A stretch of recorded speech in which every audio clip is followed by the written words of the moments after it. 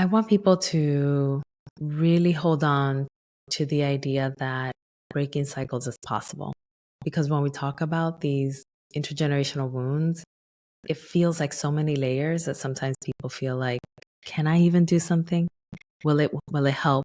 Will it change anything? And I'd like to tell us all that yes, it would.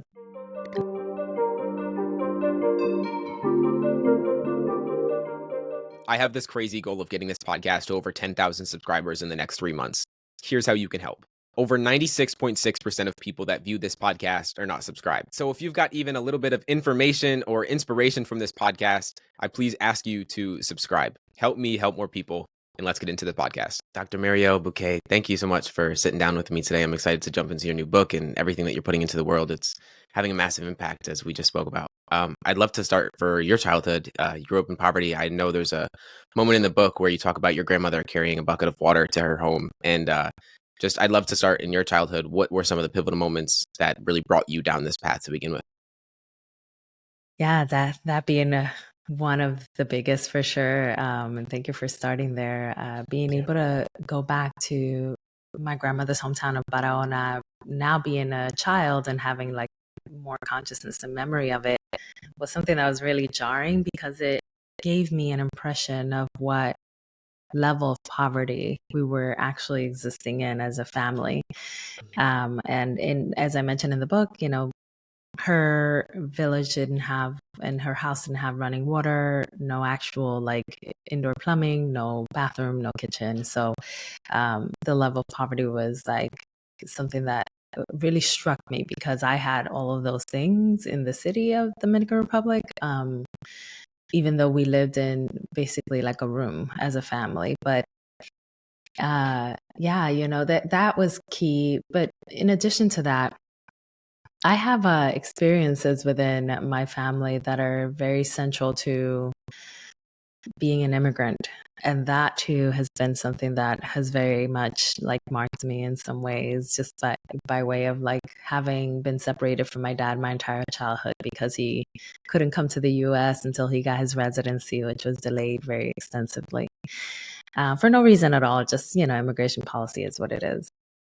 And so, yeah, I think between those two experiences of really having an ongoing yearning for a father that wished to be by my side but couldn't, and then also just the understanding of how deeply and how truly economically impoverished we were things that really cemented in my heart. And they continue to this day, but just very, very subtly.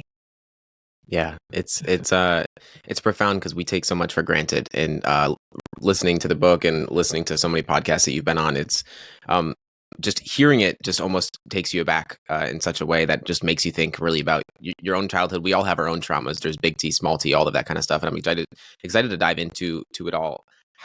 When did you start your healing journey? Was that when you jumped into the work that you're in now, or what was that like in the beginning? Not really knowing how to even jump into it. Actually, no, the work was something that I got into because the very first therapist that I was going to see, because I was really afraid of actually going into this surgery that I had scheduled. And I went in to see this therapist to kind of just help calm my nerves. And when I arrived, he actually told me, "You would make a great therapist. You're very psychologically minded. You should consider this path." And he actually pushed me a lot during our sessions to pursue psychology. And in addition to that, I was also volunteering kind of in my hometown, and a lot of the volunteer work was in the mental health arena. So it just kind of coincided that all of this work started finding me. But, I think I couldn't be more thankful for the fact that it did, because I really feel like I'm living in my purpose. Like this work is so important for me, for my family, for the world, and so I'm so grateful that I get to do it. Yeah, I was going to bring that up because I heard that in a podcast that you were in, that he saw something in you. There was like some kind of there's the energy. It's contagious. Like, I mean, people listening to this podcast will definitely be able to feel it.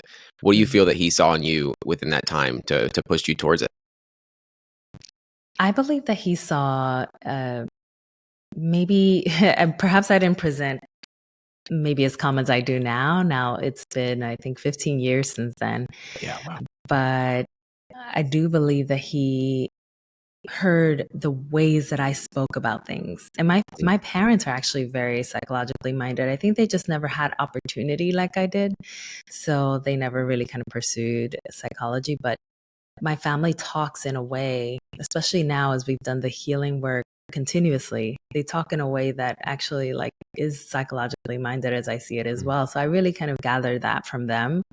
And I believe that that therapist definitely saw that in my language, I excavate a lot of the layers of everything that's happening around me. I'm a deep thinker. Like I've always been that way since I was a kid. I used to get told that I was such a quiet kid that sometimes people asked if there was a child in the home because I was just so somber. And I think I just was the type of kid that really took in and soaked up her environment very profoundly.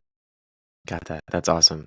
Mhm. I love to dive into trauma and how it really acts in our life, because I've dove a lot into the somatic aspect of things from speaking with a lot of those people last year and this year. I'm really excited to dive into it even more. I'm curious, from what you've dove into and understood, how much of trauma is emotional mirroring and genetics? What kind of role does each of those play?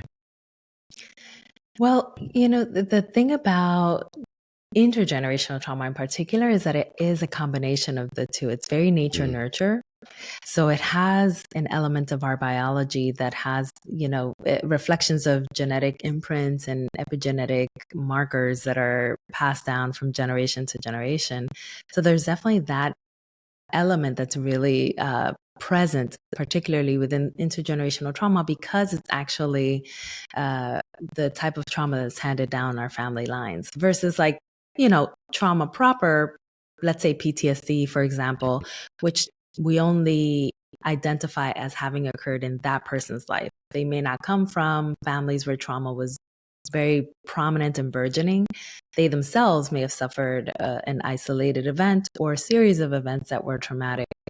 And so that's where, kind of the psychology of it all comes into play, mhm. where our social circumstances also drive us into the emotional distress that can then culminate into trauma symptoms. But intergenerational trauma specifically, it incorporates not just the biology, but also the psychology. The two intersect, Mhm. thereby making it intergenerational. The statistic that I heard you speak about is that it's about 7 to 14 generations that I can go back to.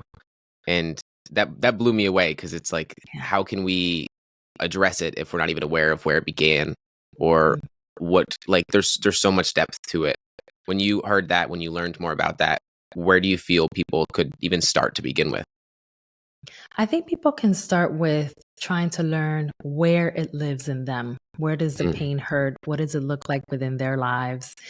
Because you're right, we won't have a count for 14 generations. Right now, the 14 generations is the newer kind of like very, very, very novel research that's coming out.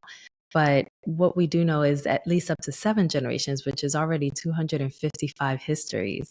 And to have a count for that many histories is nearly impossible for all of us.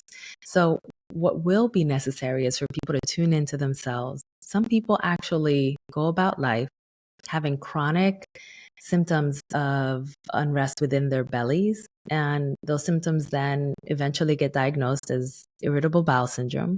And there is usually some sort of a correlate that's happening around how much stress they're capturing in their lives, how much trauma they're embodying, and these kinds of symptoms.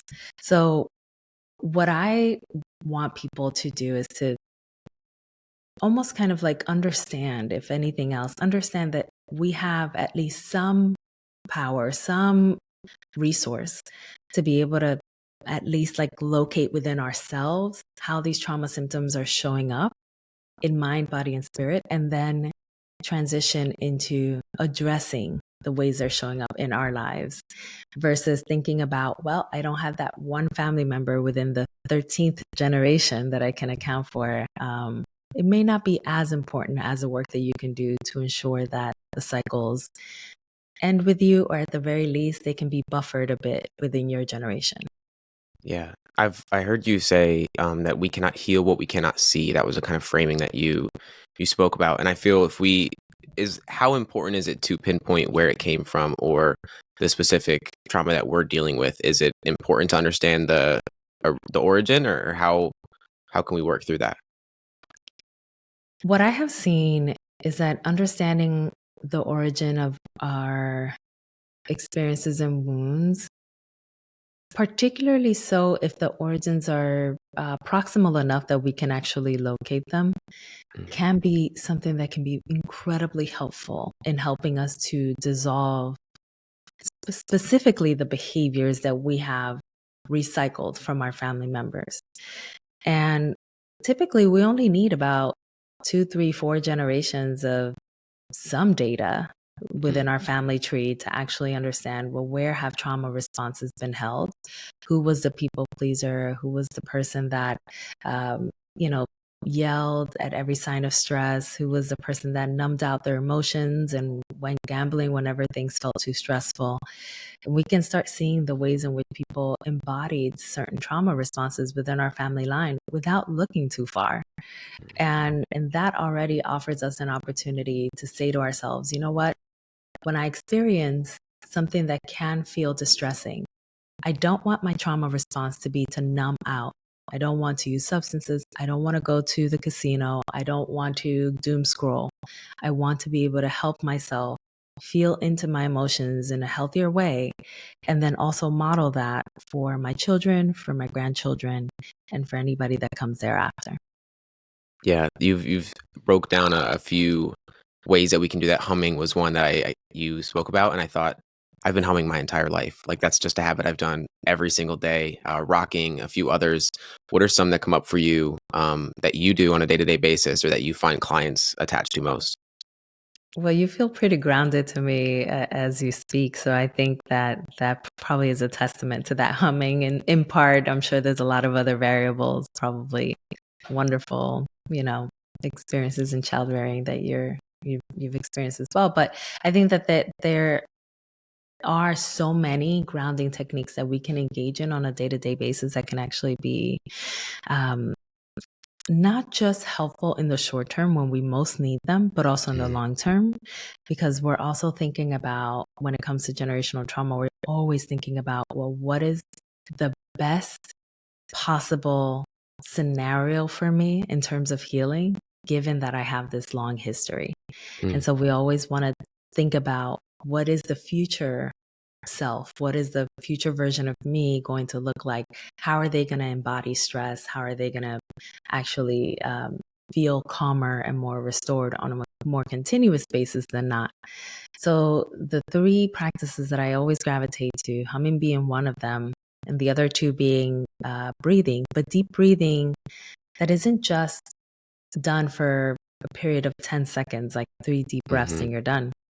It's really a deep breath that lasts a period of 5 minutes or more. Deep breathing needs that amount of time or more in order for our actual body memory to then register. We are helping ourselves right now to just feel restored and feel at ease. And so your nervous system needs that amount of time to really catch up to itself.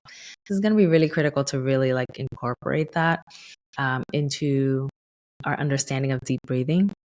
And beyond that, rocking, as you mentioned, rocking is also a ventral vagal stimulation practice that actually stimulates that cranial nerve within our nervous system that helps us to feel more at ease and more relaxed, which is our ventral vagal nerve.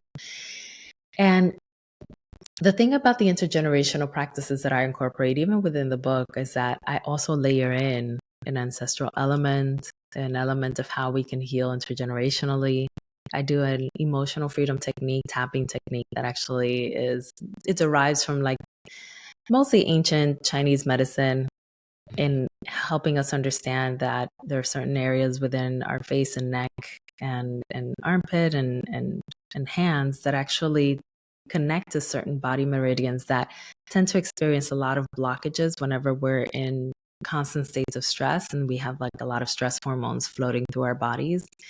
So as we tap into those meridians, we can also do imagery work and imagine ways in which we can feel absolved from the pains of the past. We can do affirmations and remind ourselves of the generational resilience that is held within us. And there's so many other ways in which we can pair up relaxation and healing practices and body-based practices, somatic-based practices into the healing work so that it can be very layered, given that the wound that is known as intergenerational trauma is also very layered. Yeah, I'm curious of outside of the humming and the rocking for the tapping. I know you've done some sound healing in the book as well. There's a bunch of different techniques of restoration for a nervous system. It takes about 400 repetitions. I heard you speak about, and it sounds like a lot, but when you, like you said, 5 minutes a day, you do that over a year, you're pretty much almost there. How much of that really compounds over time when it comes to the tapping and everything else? Like, is that a daily practice as well, or what do you advise? I do advise that people, at the very least, begin and end their day with some sort of practice that can actually help alleviate their nervous system, which Mm. is why I try to make it as accessible as possible. Many of us have the capacity to tap with one hand into our body meridians by tapping into certain regions of our face. Many of us have the ability, well, everyone has the ability to breathe. Many of us have the ability to rock. Many of us have the ability to use our hands to then like do butterfly tapping and like do bilateral stimulation. That is very much what's implicated in the healing framework of EMDR, which is very popular these days. And so when we can start integrating these things in between meetings, prior to going to the grocery store, when we wake up in the morning, as we, are probably like in the shower, like within our actual day, it can make the work a lot less intangible. Like we can Mm. feel like we can actually incorporate it and do the practices that are going to be required for those 300 to 400 repetitions to actually like stick. When I think of having my nervous system in a place of safety, I always wonder, when is it that I know that I'm in a place of peace, calm, like allowing myself to be in that state? Because whether it's humming, or I just did my first in-person breathwork session, like with a group, and it was awesome. But I do breathwork almost every day. I definitely meditate every day. But how can someone know if they're in a state of at ease? I guess is the best way to say it.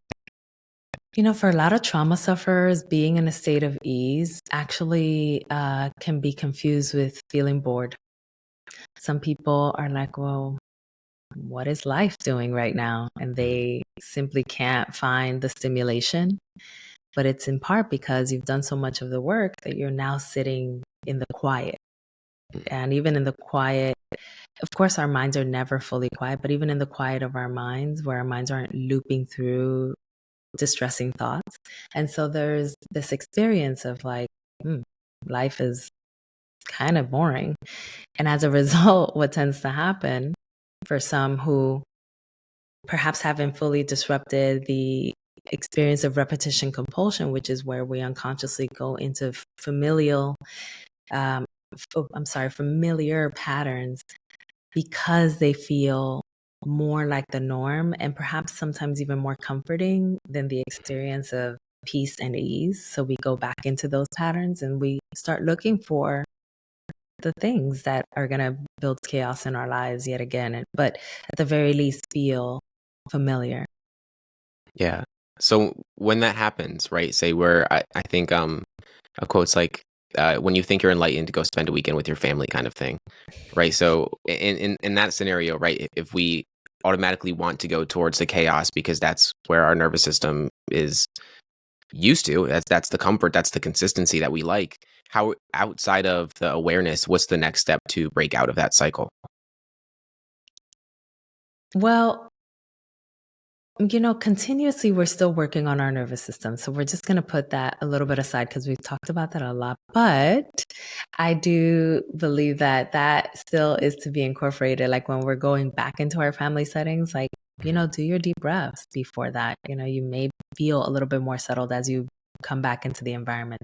But since we're talking about like gravitating towards chaos, it's going to be really critical for any of us to actually start integrating almost kind of like our own therapist inside of our heads. I'm a Mm, big proponent, a big fan of narrating our stories.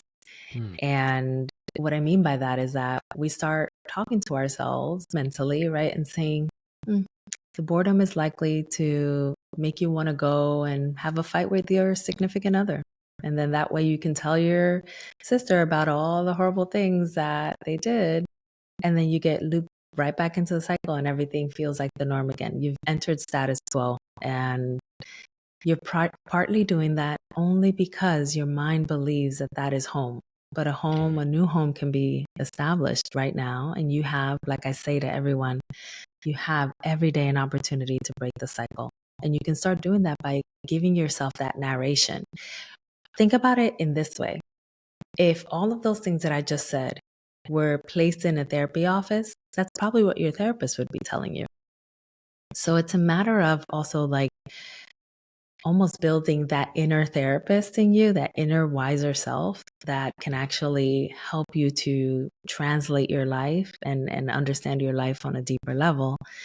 And it's a gift and a beautiful practice that we can actually practice a million times a day should we wish to do that. And it gives us an opportunity to also almost kind of like get out of our um, the thinking that is looped and doesn't have like pause and respite and get into a kind of thinking that has like more of a conversational tone that can be So more helpful. is it more from a third person kind of perspective, like the higher self? You're trying to speak almost to yourself in some sense, or how does that? How do you see that? Yes, it would be. It would be from your higher self, your intergenerational higher self, as I call it, because that higher self has the wisdom and the strength and the inclination, the wisdom and the strength of people that came before you and people that imparted wisdom upon you, but also the inclination to do things that are legacy building. So it almost kind of is a part of you that is reminding you, is this really the kind of legacy you want to leave? Is this really the kind of person you want to embody? Is this who you desire to be, then people to witness you in this way, or do you desire different? So it almost kind of like has that added layer of the wiser self. But in addition to that, it also has, even if it can be, that tone can be sometimes comical, sometimes, a little sarcastic, and sometimes deeply loving. Like, a version of what I just said could be, Marielle, you don't want that.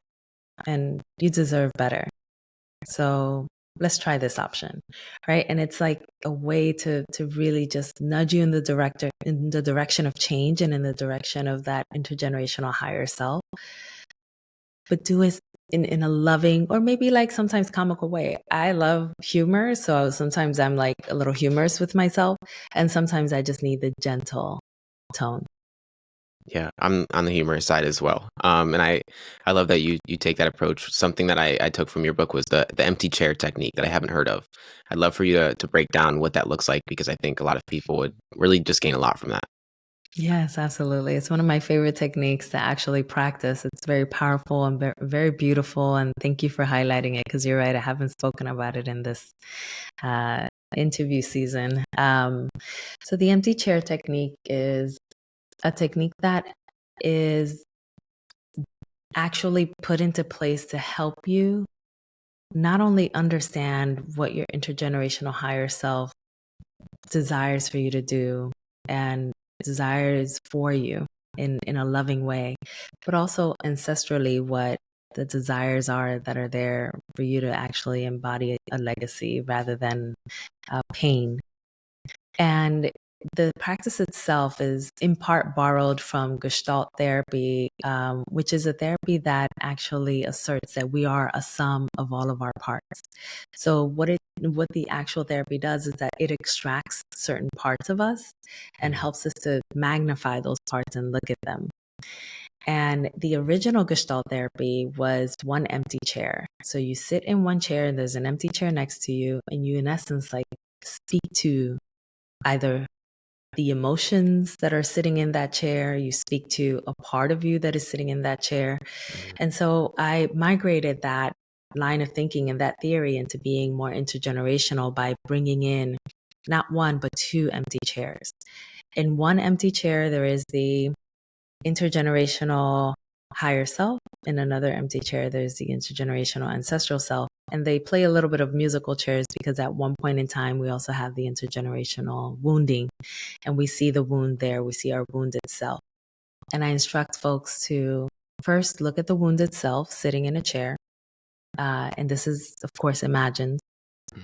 And imagine what they need. What does that wounded version of you need right now?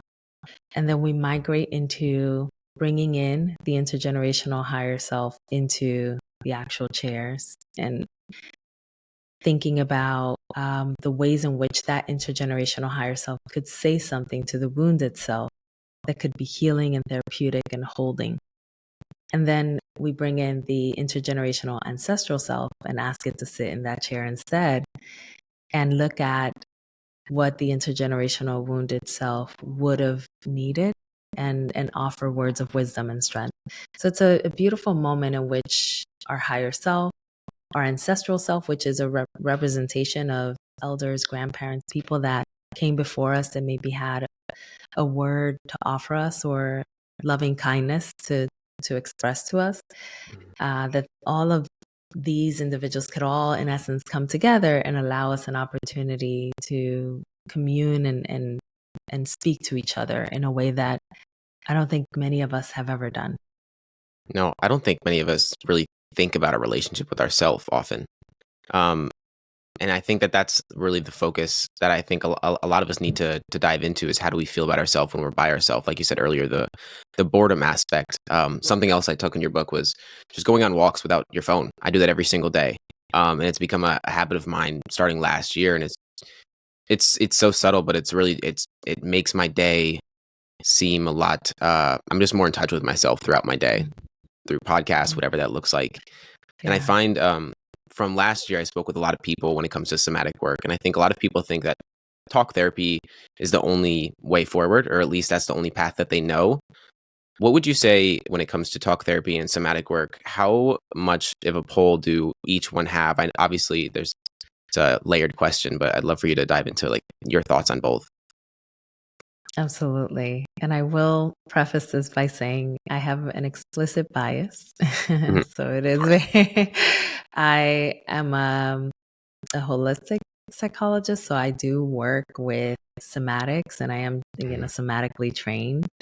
In addition to being psychoanalytically trained, psychodynamically trained, which was my primary orientation when I was still in grad school. And in addition to that, I also have an understanding from a holistic perspective that sometimes our spirit needs to be integrated into the work, meaning the ways in which we connect to ourselves, to others, or to the universe or higher powers, if that's a part of our general orientation. So with all of that, I will say that what I have seen, what I have heard, what I have experienced in training, in practice, in myself, is that when we don't incorporate somatic based work into trauma work, we run into really tricky territory.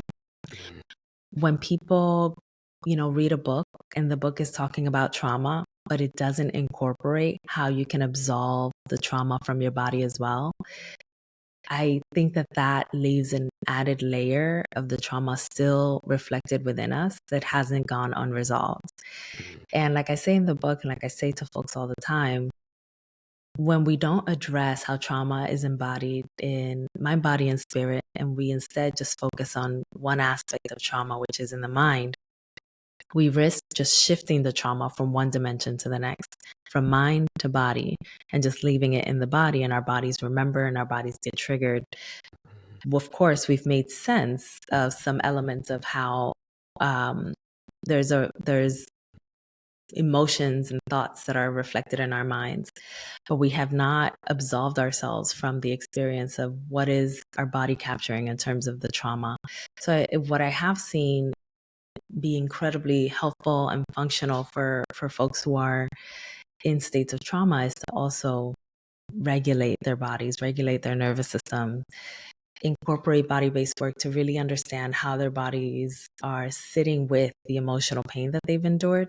And all of that tends to be a more holistic and global way to really undo the trauma elements of what they're experiencing, and especially so if that trauma has a biological element like it does for intergenerational trauma. Yeah. When we think of trauma, I think a big misunderstanding is that trauma is the event and not how the emotional experience happens to it. So, what would you say learning from that? Like, how does trauma manifest in the body? Because with that being, I assume that you've probably worked with people where that's a big misunderstanding, that they think that it's simply just an event and not how they respond to it. Yes. So, trauma is situated in so many aspects of our bodies because our bodies can remember through different modalities, like, different areas in which our bodies can be triggered. For example, through our senses, right? Like if we smell like a familiar smell of somebody that maybe wore a specific lotion and someone passes by us at work and all of a sudden they have that same scent. We remember maybe that toxic relationship we were in with that person that had a similar scent. And then our memories bring up an emotional distress. And we can also remember by way of our own emotions, meaning that if today I'm feeling ashamed because somebody said something to me, in a group setting and we were like all hanging out, but somebody said something and I felt shame. And it reminds me of the shame that I then felt when I experienced, deep trauma, then that's a remembrance that comes up by way of my emotions. And so there's so many ways in which our bodies tend to remember, but the primary setting or primary place where our body remembers is within our nervous system. And what I mean by that is that our nervous system basically starts to tense up at any sight of anything that could be a trigger. And over time, our body, the entire thing, our mind, our body starts to actually feel overwhelmed and feel as though that tension is a little bit too much to hold on to. And our bodies start becoming exhausted and eventually unwell physically. There are many physical conditions that have been actually connected in some way to stress and trauma. A lot of metabolic conditions, diabetes, hypertension, heart conditions. A lot of autoimmune conditions have been mapped back to stress and trauma: lupus, rheumatoid arthritis, fibromyalgia, and really kind of almost any autoimmune condition you can think of. And also certain cancers, although those studies are more novel, but there are specific cancers that have also been in some ways correlated to a lifelong trauma and intergenerational trauma. And so in understanding that the body starts producing so much of the stress hormones and so much exacerbation in our social lives that it can then transition into a point of exhaustion, which can then make it so that our immune system and our capacity to fight off physical unwellness is tapped out and can no longer function in the ways that it naturally would, which then leaves room for physical disease to take root, is all a part of what I think should be our general learning back in high school and health ed, so that we could have an understanding of just how much our minds and bodies are a part of one global system and how much our minds and the ways that we experience the world and the ways that we appraise trauma and the ways that we try to fight off any possibility of an emotional threat creates unwellness within our bodies. Yeah, I'm right with you on that. I say it often that I learned more from this podcast than I did from all of school, truthfully. Speaking with people that I read their books and then I ask the questions that I want to ask, you learn so much more. And I think a lot of people, you're right, like this stuff should be more in schools, because when I'm the one helping family out with this kind of stuff or giving them the information that they didn't even know about, that's when you know that there's definitely a problem there. I know that I think it's in the book where 60 to 80% of primary care visits are based on stress. Right. And I feel, or I've heard so much about how stress impacts the body and how that can cause disease as well. knowing that we have the nervous system restoration practices, is that the only outlet, or how else do you feel we can really get to the bottom of things? Do you feel that we need an external source to help us get through that, or how do people know when they've got to a place of safety or broken through some of the trauma, if that makes sense? People will start to default to different behaviors just naturally, I think. I express within the book one instance in which it just became really evident to me that one of my biggest triggers, which was seeing my mom's um, excessive keeping, as I Yeah. call it. Keeping a lot of items because of her fear that she may be left with nothing. And the keeping of those items always produced so much distress for me. But after a number of times, I'm talking about hundreds of times of breathing through that distress, I once caught myself just breathing by default. Like that was a thing that I just naturally did. It almost as if my body memory was not programmed to having a trauma response, but to having a response that was helpful and healing by default. And Mm. so I think that if we are willing to do the work to really kind of create that body memory, create those synaptic changes and those like restructuring of how our nervous system is embodying the circumstances around us, even if those circumstances are not changing at the degree that we wish they would, we have an opportunity to change how we respond to it and move differently within the circumstances that we're presented with. Yeah, I heard you speak about that, or write about that in the book about your mom, and there's so much that goes to our inner child and how we grow up and really don't build enough of a relationship with that inner child. What have you seen with people that you've worked with, the role that the inner child plays in healing that relationship and just building a better relationship? It seems like it's such a critical role. It really is, and it's really pivotal in the work. It cannot, especially if we're talking about intergenerational trauma, which probably means that there has been some sort of fracturing that also happened within our home environment, or at the Mhm. very least, early on in life. It could have been, that maybe it was in school that the fracturing occurred, and we just come from an environment where emotional vulnerability is very prominent, like parents that are in distress, or, you know, homes that just like don't have like a steady emotional foundation enough to like really hold us through the circumstances that could happen outside of the home, like Mhm. in school, in community centers, in neighbors' homes and things of that nature. And so it's going to be really important for us to also have an understanding of, well, how can I work through the experiences that can come my way by creating within myself a more steady self. Like you're saying, there are times when you're taking those walks, no phone. We have like so much data now. Granted, I understand that all of us don't have access to that data, that, maybe it's not such popular data that it's burgeoning within society as much as I would hope so. But we do have a lot of data and a lot of scientific inquiry that has actually resulted in us understanding that when we do these meditative walks and we do them mindfully, that there are actual changes that happen structurally within our brains, that there are actual changes that happen emotionally within our nervous system, and that there are ways in which we actually start re-energizing our bodies to program to feeling more restored, not just in the moments when we're actually doing the walk, but in the long term. We're actually kind of like recreating some of our body in some ways. And so if we have that amount of power Mhm. and ability and access to healing, why not utilize it?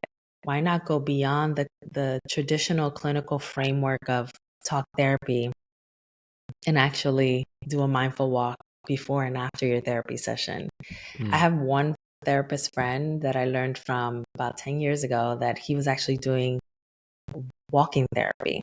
Mm. He was like in Brooklyn, walking around the neighborhood with his clients, having the actual sessions while walking. And I found that to be really fascinating. He was driving, kind of like um, actual techniques, like they were driven from the data and the understanding of what is happening to us as we're doing these mindful walks. How is the body now able to release some of that tension as we're moving it, but also talking about the trauma? And so it's, there are tools that are easier, more accessible, more useful than we give it credit in general society, and then also then we know about. And that's why I wanted to add it into this book. I'm like, more people need to know this, because you could be taking that mindful walk and just take those 10 minutes or walk that mile and just allow yourself an opportunity to feel more decompressed, and give it a year, give it 2 years. Notice the difference of what happens when you have all of those experiences of mindfulness that accumulate over time. Your body will be remembering with a lot of profound cellular memory what you're doing in the now for it.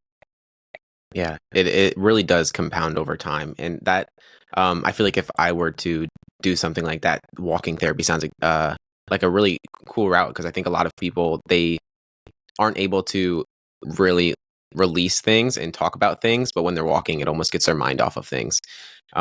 When I know that there's a client of yours that the oldest patient that you've had was an 84-year-old, and it always blows me away that people at that age, I mean, I've spoke with Bruce Lipton and Gay Hendricks and so many people on this, that I find that they're the most happy and just at peace people that I speak to.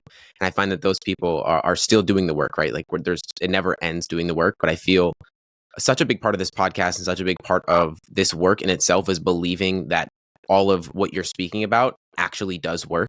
I think that there's a belief block that I don't believe that it's going to work, so the behavior is going to reflect that.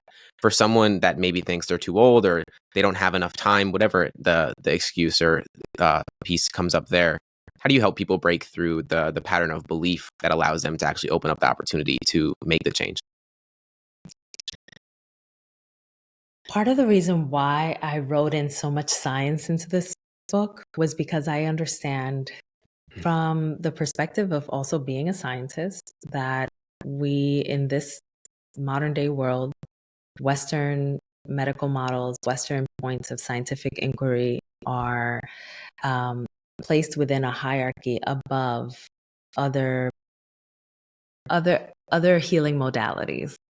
Like, it took for, I think, a bunch of people to actually take to the understanding that their bodies and their minds were responding really well to yoga for it to become this popularized. And I know there's a lot of history behind like yoga making its way into mainstream Western society. But if it hadn't worked, if it hadn't had some sort of utility, if people hadn't noticed their lives changing, do you think that people would be taking like 200-hour like teacher accreditation courses to then just do yoga nonstop every day?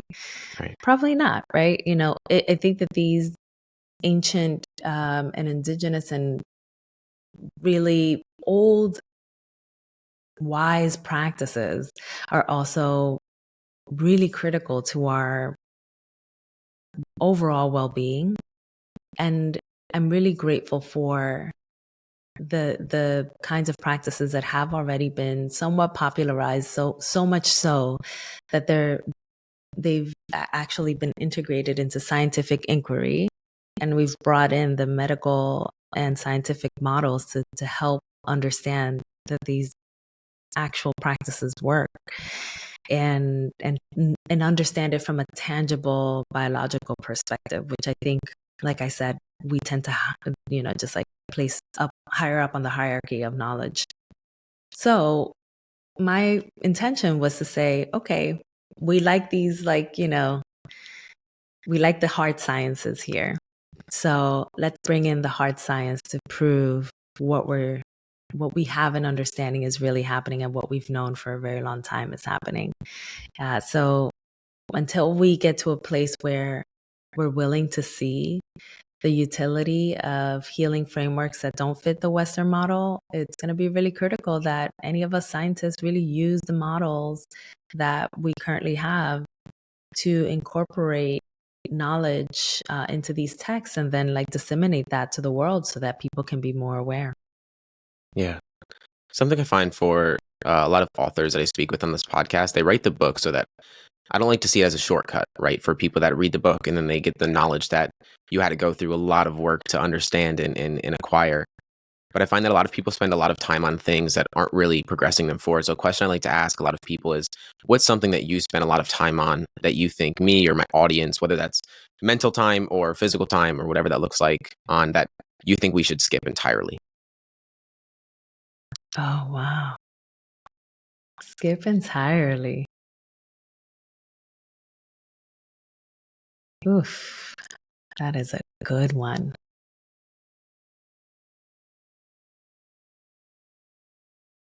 I think multitasking. Hmm. Multitasking is, it's a lie. It is, so we have to think about the brain when we multitask, right? Like the brain is, they say the brain is very lazy. Even some neuroscientists call it that, right? Like it needs to um, create a lot of energy to help us to absorb one task, which means that when we introduce multiple tasks, we're listening to music while we're doing our homework. And then we're also like, we also have the TV on. And, we may be like in between, like, question one and question two, we're actually painting our toenails. So all of that means that you're having to utilize like areas of your brain all at once that aren't necessarily all integrating into and kind of driving themselves in the same direction of the work that you could be doing. In addition to that, you're not going to produce the product that you could produce should you be very mindfully attuned to just doing one task. So that homework that you could have maybe gotten a 90 on, you may skip a couple points because of the fact that your mind was so busy actually trying to capture the entirety of every stimulus that was being provided in that one moment. So I think multitasking. And in addition to that, because I'm just such a mindfulness geek, I think Me that too. it's, yeah, I feel like I'm in good company here. I think it's the knowing now of how much mindfulness actually helps us so much makes it so that I desire for myself and for all of us for us to have more moments when mindfulness is really a part of our day, where for the first time in my life I've actually been baking bread, and that's a very mindful practice. You have to pay attention, you have to ensure that you're giving the bread all of its different steps to actually get to the point where it's this beautiful, crispy, delicious bread, right? Mm-hmm. And in part, I incorporated that into my life because I wanted something really mindful in the kitchen beyond tea making, which is my go-to every day. But I wanted something that I could maybe do like on a weekly basis. And it's just that one thing I'm focusing on and I'm allowing myself to really be present.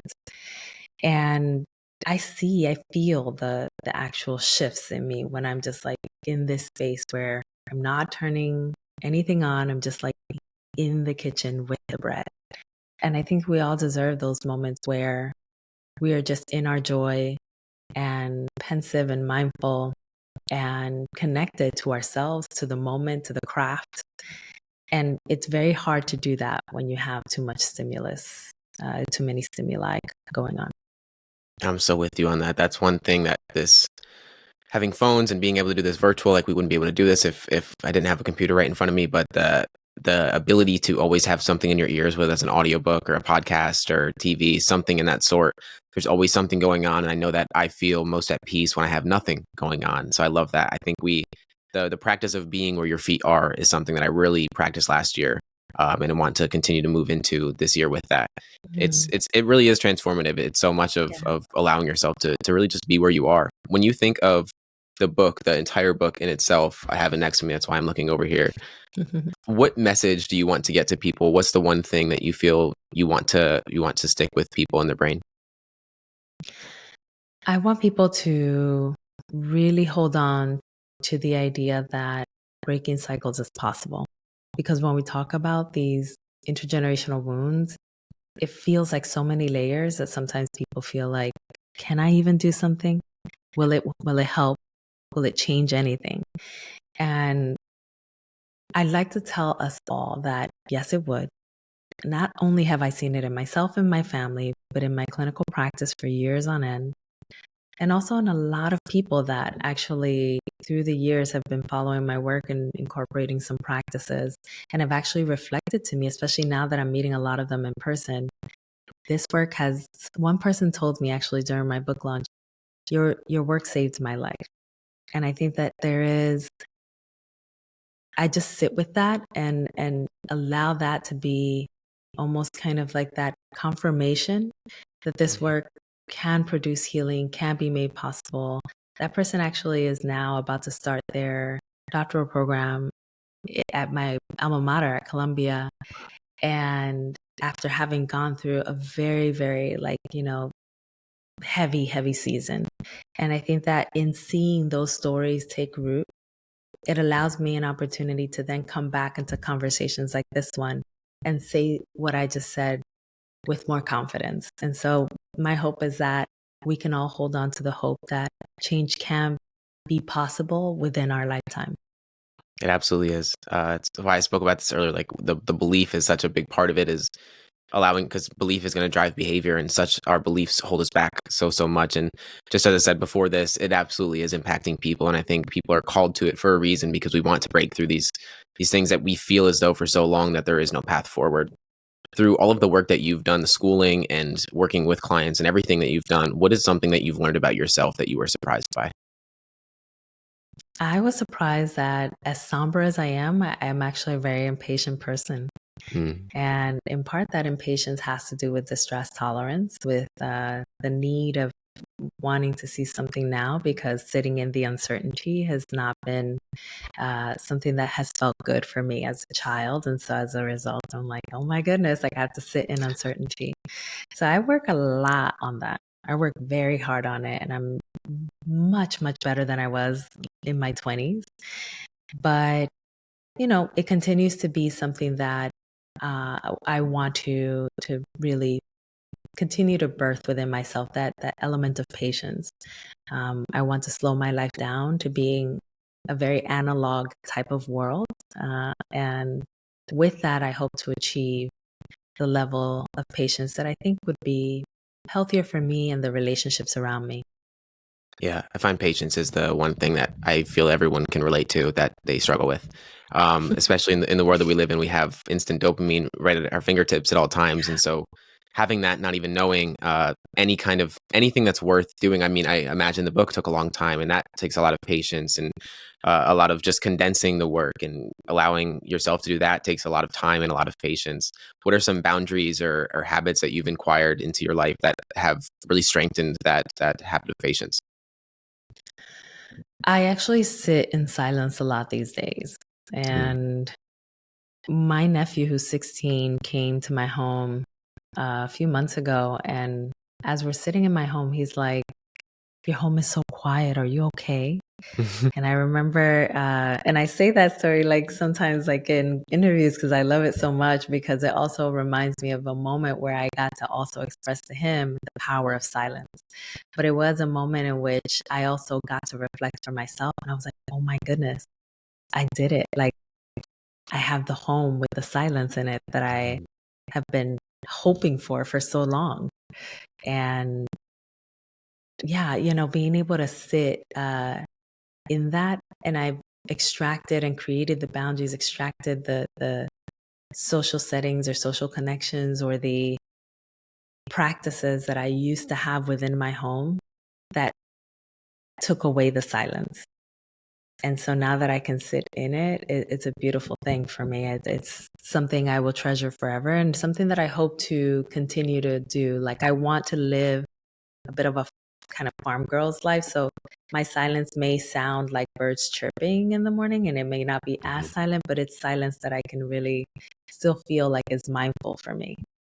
I resonate so much with that. I love that. There's one last question I ask every guest. My question for you is, what belief are you currently unlearning? Well, I am currently unlearning the belief that, and this is for myself too, but it ties to my work, that every that there are things that are beyond repair. Mm. I think even if we can't repair the relationship, or if we've been hurt by somebody, there's repair that can happen in us that is still repair enough. And I think that, I'm just trying to hold on to that. And I hear a lot of stories. People, everywhere I go, every week, I sit with people. I after a talk, I talk to the people that came in to hear me speak, and it offers me an opportunity to not just commune with people, but also hear what's going on in people's lives. How is this work penetrating? And within that, it offers me an opportunity to see also the different ways in which repair has taken place. And I think that I'm just trying to hold on to that aspect, that sometimes repair happens in us.